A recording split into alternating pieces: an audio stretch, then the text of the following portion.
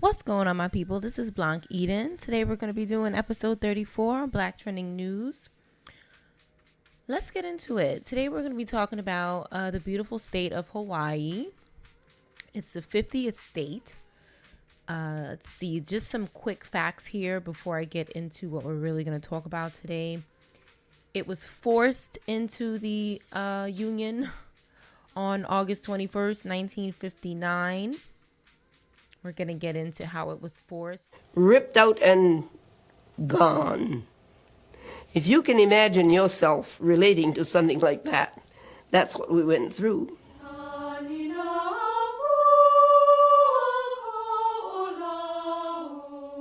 Liliuokalani was descended from generations of chiefs, revered by the Hawaiians as gods.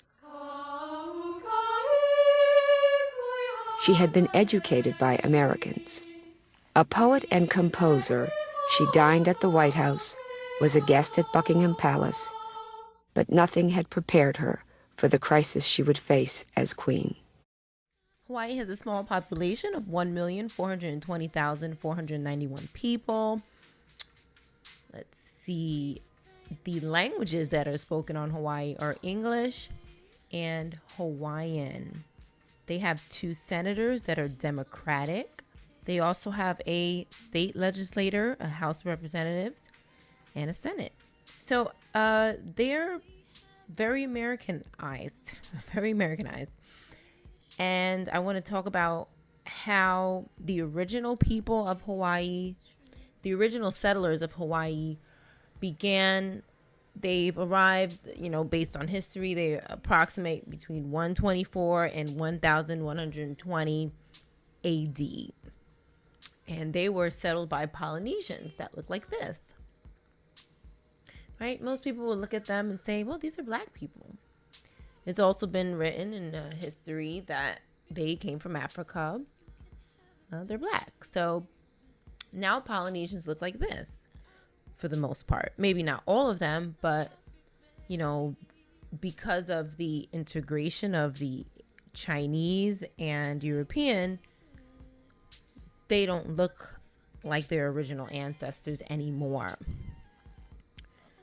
So just to give a little background on how, fast forward, because Hawaii was isolated from the rest of the world, history determines it was about 500 years before anybody decided to say, what's up, and kind of eventually kill everybody off and take over. Europeans led by British explorer James Cook arrived in the Hawaiian Islands in 1778. However, some researchers state the Spanish captain Ruy Lopez de Villalobos was the first Westerner to discover the islands in 1542. Either way, none of these people really discovered anything because there were black Polynesians there before that. So it was a new discovery, I would say, rather than a, first discovery or a big, there were people there already, as usual with everything that the Americans conquered. Within 5 years after Cook's arrival, European military technology helped Kamehameha I conquer and unify the islands for the first time, establishing the Kingdom of Hawaii. I believe there are 8 islands that make up the Kingdom of Hawaii. The kingdom was prosperous and important for its agriculture and strategic location in the Pacific. They were mostly known for sugar because sugar did not grow very well in the U.S. The U.S. grew tobacco and cotton. Probably some other things, but sugar was known to not grow well in the U.S. So it grew well in Hawaii, and the sugar, success had changed the economy of Hawaii. You could imagine there's probably some balling going on. So American immigration began almost immediately after Cook arrived, led by Protestant missionaries. And we all know what missionaries are. They come and they preach the Christian word and teach them English and pretty much wipe them out with the force of a gun. Americans set up plantations to grow sugar. So we all know when we hear the word plantation, now they may not say it my source may not say it, but we have to read in between the lines as usual and say plantations. There were more than likely slavery taking place. I just have to assume because it took place everywhere else. So why would they not have slaves in Hawaii, running the plantations like they did everywhere else in the world? So I think it's safe to assume there was some type of slavery going on, even though I haven't read that. That's just my personal assumption.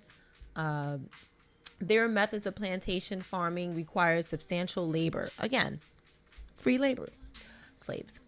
Waves of permanent immigrants came from Japan, China, and Philippines to work in the fields.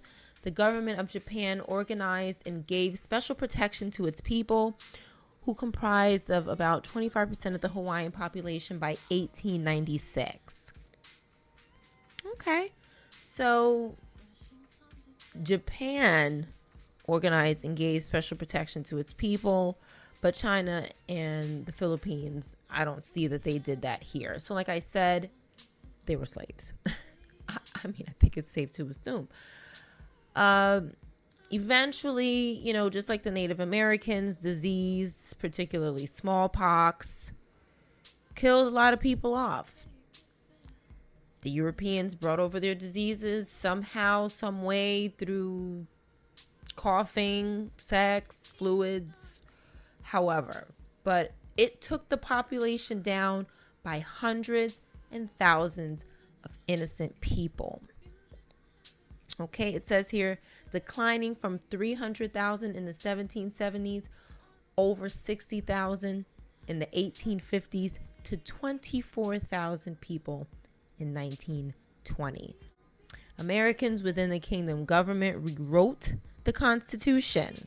Americans within the kingdom government rewrote the Constitution, severely curtailing the power of King David Kalakua and disenfranchising the rights of most Native Hawaiians and Asian citizens to vote, slavery through excessively high property and income requirements, slavery, or indentured servants without rights, whatever you want to call it. Sum it up, call them slaves. This gave a sizable advantage to plantation owners. As you can imagine, just like everywhere else, we've heard this story time and time again, and it happened in Hawaii as well, which I did not know. I do want to get into the Black royal family that was also taken out by the Americans. And I want to talk a little bit about the current blacks that live in Hawaii. African Americans, black people.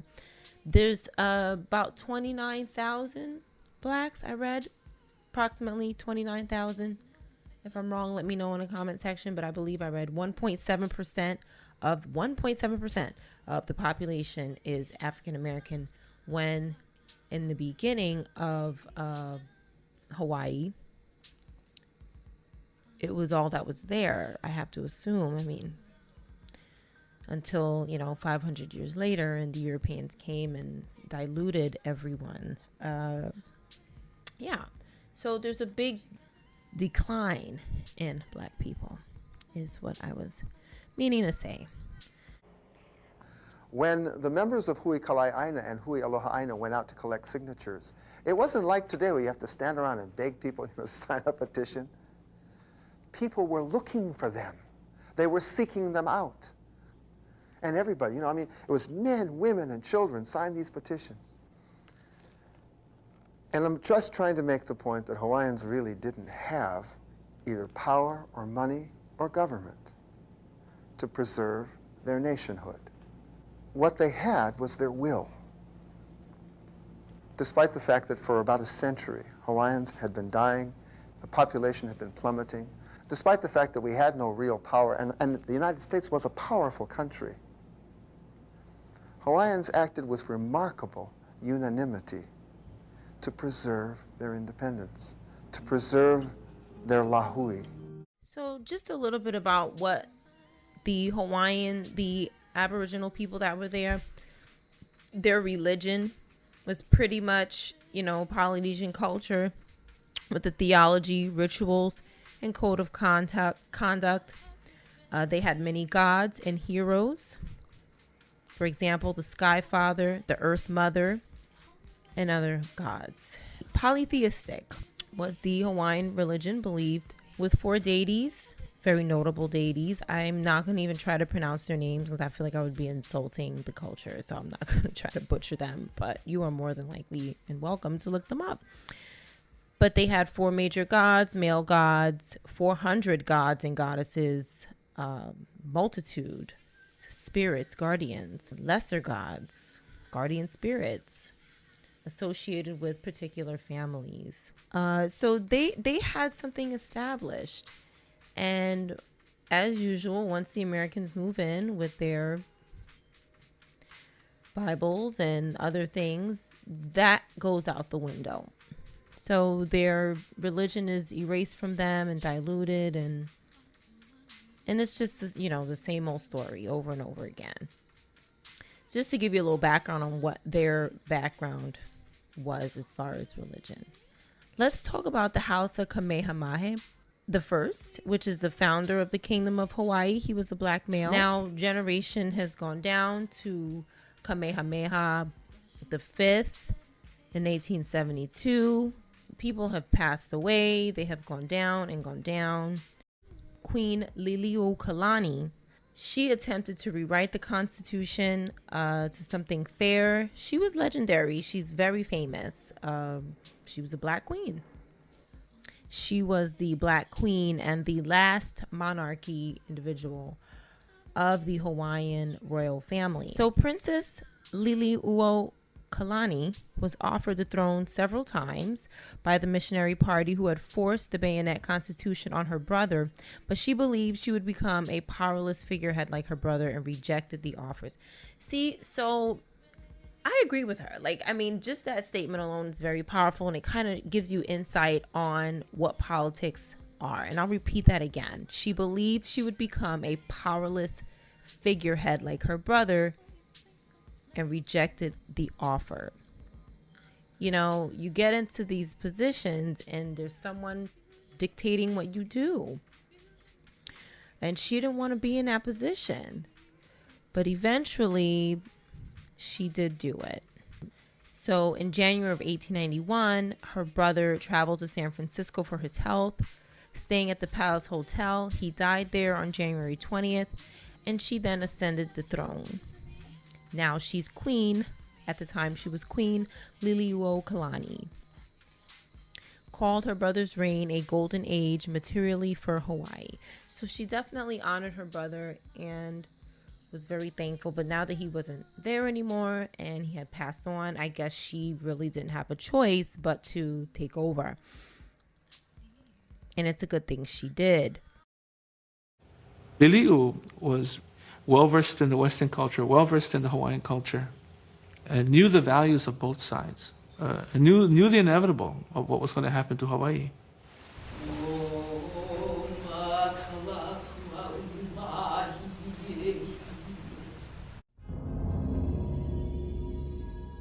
Immediately following a treasonous attempt to overthrow Queen Liliuokalani in January of 1893, enemies of the kingdom, now calling themselves the Provisional Government, departed for Washington, D.C. to sign a treaty of annexation with the United States. Their sole intention was to achieve annexation at any cost. However, before the United States Senate could ratify the proposed treaty, newly elected President Grover Cleveland, confronted with the facts of the overthrow, withdrew the treaty from further consideration and vowed never to allow the Treaty of Annexation to be resubmitted. Having failed at this first attempt to obtain a treaty of annexation with the United States, the Provisional Government on July 4, 1894, declared itself to be the Republic of Hawaii and maintained its opposition to the restoration of the Hawaiian Kingdom government, as called for by President Cleveland. On June 16, 1897, with Grover Cleveland now out of office, a second effort to annex the Hawaiian Islands to the United States was attempted. A treaty was signed in Washington, D.C. between representatives of the self-proclaimed Republic of Hawaii and the newly elected President of the United States, William McKinley. The following day in Washington, Her Majesty Queen Liliuokalani submitted a formal letter of protest to President McKinley, asserting that this proposed treaty of annexation violated the existing Treaty of 1850 between the Hawaiian Kingdom and the United States. Because said treaty ignores all professions of perpetual amity and good faith made by the United States in former treaties, it is thereby in violation of international law. Therefore, I, Liliuokalani of Hawaii, do hereby call upon the President to withdraw said treaty from further consideration. I ask the Honorable Senate of the United States to decline to ratify that treaty. Word of what had transpired in Washington soon reached the islands. Anticipating that the U.S. Senate would reconvene in December to consider the second attempt at annexation, an aggressive campaign was initiated, intending to fortify the Queen's second letter of protest. On September 6, 1897, James Kaulia, president of the Hui Aloha Aina, the Hawaiian Patriotic League, gave a stirring speech before thousands at Palace Square in Honolulu. He said agreeing to annexation was like agreeing to being buried alive. He asserted that a mass refusal by the people could prevent annexation. Let us take up the honorable struggle. Do not be afraid. Be steadfast in aloha for your land and be united in thought. Protest forever the annexation of Hawaii until the very last patriot lives. A petition to the President, Congress, and people of the United States, otherwise known as the Monster Petition, was read and approved at this rally, asking that no further steps be taken toward the ratification of the treaty. One thing that she did here, it says she proposed a lottery system to raise money for her government. Controversially, opium licensing was proposed. Her ministers and closest friends were all opposed to this plan.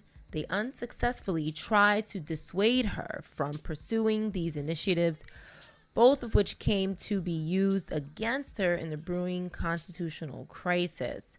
So she was obviously a bit of a rebel, but a good rebel. I read that she married an American. She married an American, which I think was a mistake on her end, but nonetheless, that's what she did. Who knows, if they were in love and so forth. If it was arranged, it's not disclosed here. Now, she was overthrown, and it was led by a Thurston, is his name, who was the grandson of American missionaries, and derived his support primarily from the American and European business class and other supporters of the Reform Party of the Hawaiian Kingdom. Most of the leaders of the Committee of Safety that deposed the Queen were American and European citizens who were kingdom subjects. Her husband was American. So, I feel like it was an inside job, but that's just my opinion. I didn't read that anywhere. They included legislators, government officers, and a Supreme Court justice of the Hawaiian Kingdom. So she had a lot of people lined up ready to get her out of there. They wanted her country. And eventually, I believe she was ruled for 2 years. And then she was out of there, unfortunately.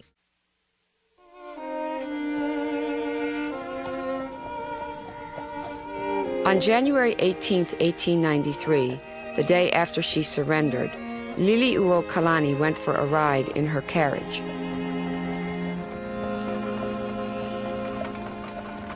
On her way back, she told her driver not to turn into the palace, but instead to take her to her private residence, Washington Place.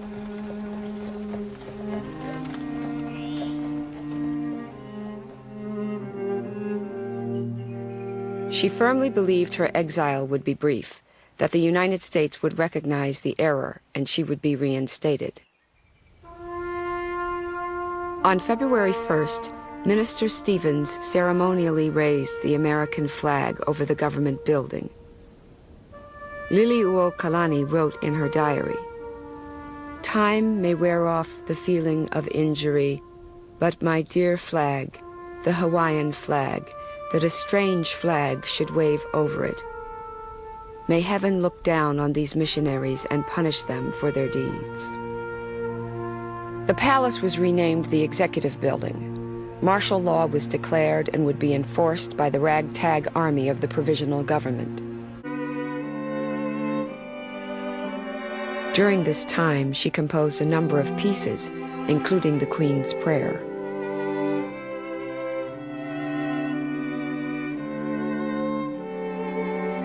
Fearing that she would die a prisoner, Liliuokalani embroidered a quilt with a record of her life. Lydia Kamakaeha Liliuokalani ascended the throne January 29, 1891, dethroned January 17, 1893. Imprisoned at Iolani Palace, we began this quilt there. It was during her imprisonment that she would formally abdicate the throne. Under the threat that 6 of her people will be executed, she signs a document that is not only an abdication for herself, but a statement that the monarchy itself is over, that the kingdom is no more. On September 6, 1895, after 8 months' imprisonment, Liliuokalani was released on parole to Washington Place. It would take another 2 years before her civil rights were fully restored. The provisional government had established the Republic of Hawaii with Sanford Dole as president, but they had still not succeeded in their ultimate goal, annexation to the United States. In 1898, when the Spanish-American War broke out, American troops headed to the Philippines. President McKinley recognized the strategic value of Hawaii and supported a congressional resolution for annexation.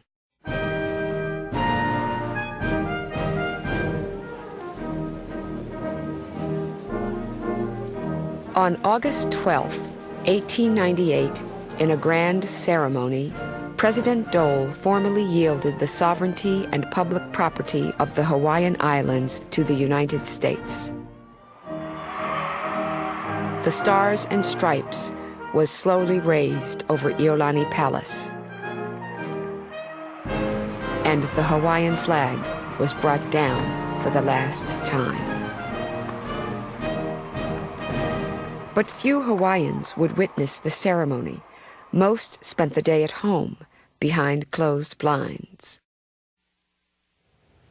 On the actual day of annexation, the Queen shuttered herself at Washington Place, surrounded by her court, by the princes, by her ladies-in-waiting, and they had a solemn picture taken.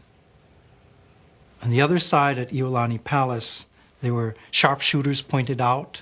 There was still tension in the air that something might happen, but when the Hawaiian flag was lowered, it was said that it was cut into small little 2 to 3 inch ribbons and given out as tokens of remembrance to the sons and daughters of the missionary families, so that they could keep those as little tokens of their great victory over the Hawaiian kingdom and the end of the tyranny of the Hawaiian monarchy.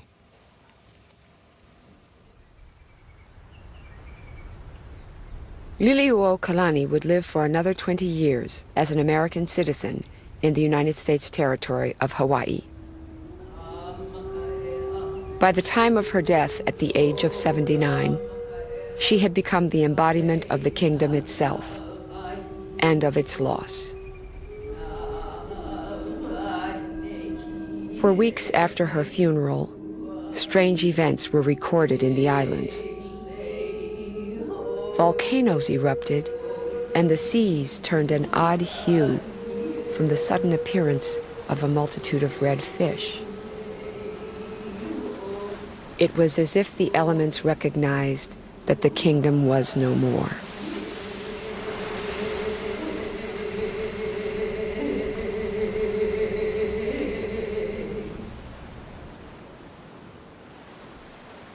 So that's pretty cool. You know, I don't know about you, but I think that's really, really amazing. I didn't know that Hawaii was had a royal family that was black. I just thought this was fascinating, and I wanted to share that.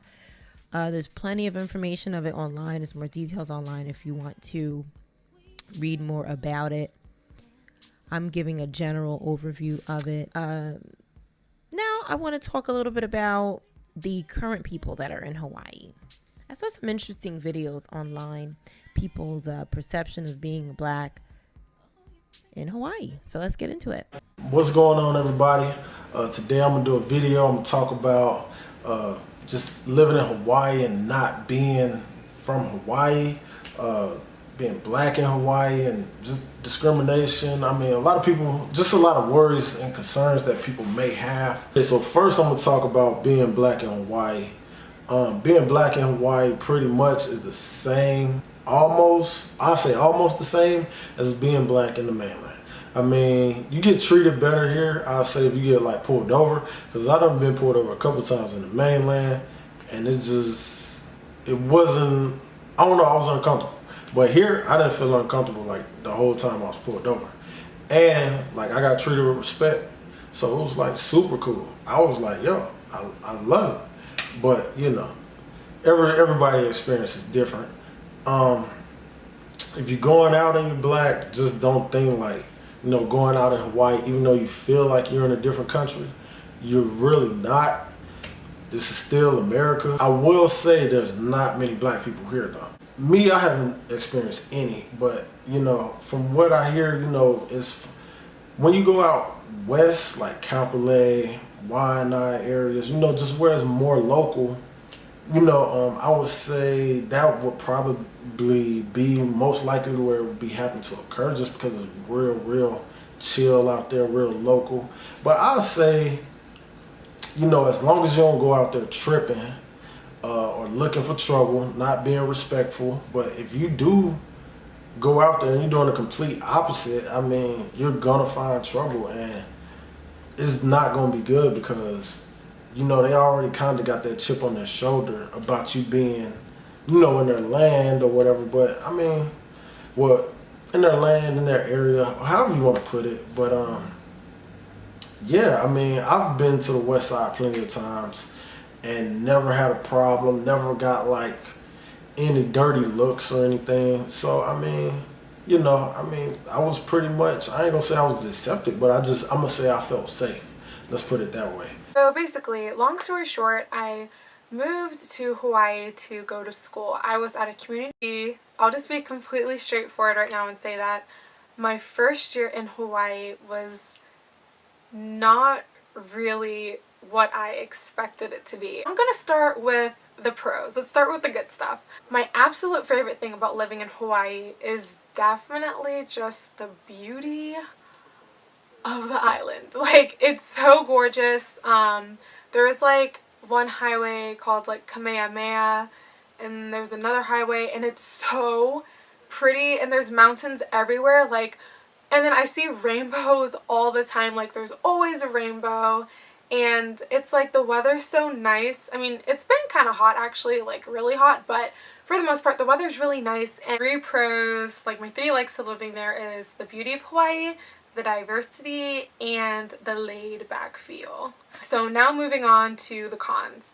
One of the biggest cons is how expensive it is to live there.